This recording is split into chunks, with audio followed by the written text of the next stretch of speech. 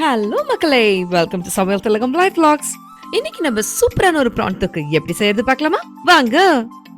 ஒரு பேன் எடுத்துக்கோங்க. அதுல 2 டேபிள் ஸ்பூன் எண்ணெய் விட்டுக்கலாம். எண்ணெய் சூடானதுக்கு அப்புறமா 3 கீரின பச்சை மிளகாய் சேர்த்துக்கோங்க. கூடவே 2 நறுக்கின வெங்காயம். இதோடவே 1 டேபிள் ஸ்பூன் இஞ்சி பூண்டு பேஸ்ட். இது எல்லாத்தையும் ஒரு 2 நிமிஷத்துக்கு நல்லாவே வதக்கிக்கலாம். வெங்காயம் நல்லா வதங்கறதுக்கு 1 டேபிள் ஸ்பூன் கல்லுப்பு சேர்த்துக்கிறேன். இப்போ நம்ம குட்டி குட்டியா நறுக்கி வச்சிருக்கிற 2 தக்காளியும் சேர்த்துக்கலாம். இதுவும் ஒரு 2 நிமிஷத்துக்கு நல்லாவே வதக்குங்க. இப்போ நம்ம மசாலாக்கு தேவையான எல்லா பொடியும் சேர்த்துக்கலாம். முதல்ல மஞ்சத்தூள் 1 டீஸ்பூன், அப்புறம் தனி மிளகாத்தூள் 1 டேபிள் ஸ்பூன், அடுத்து சீரகத்தூள் 1 டேபிள் ஸ்பூன். இது எல்லாத்தையுமே நல்லாவே பிரட்டி எடுத்துக்கோங்க. இப்போ இந்த மசாலா நல்லா மசிய வேகிறதுக்கு ஒரு 1.5 கப் தண்ணி சேர்த்துக்கலாம். இந்த ஸ்டேஜ்ல மூடி போட்டு ஒரு 3 நிமிஷத்துக்கு மூடி வச்சிருங்க. 3 நிமிஷத்துக்கு அப்புறம் வெங்காய தக்காளியோட எல்லா மசாலாவும் நல்லாவே கலந்துருக்கும். இந்த ஸ்டேஜ்ல ஒரு கைப்பிடி அளவு கொத்தமல்லியும் சேர்த்துக்கோங்க. கூடவே உப்பையும் ஒரு வாட்டி சரி பார்த்துக்கோங்க.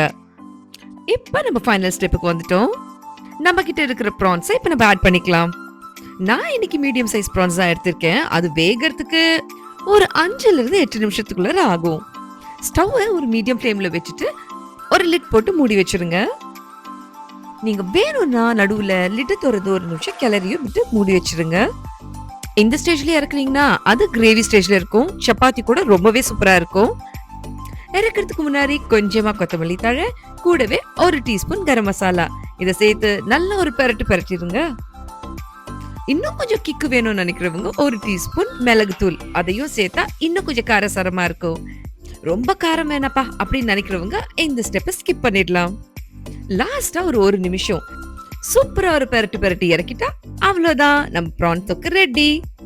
இத இட்லி, தோசை, சப்பாத்தின்னு எல்லாத்துக்கூடயும் சேர்த்து சாப்பிடலாம். ஆனா சுட சுட சாப்பாடோட ஒரு கைப்பிடி இந்த இறால் தொக்கோட கலந்து சாப்பிட்டு பாருங்க.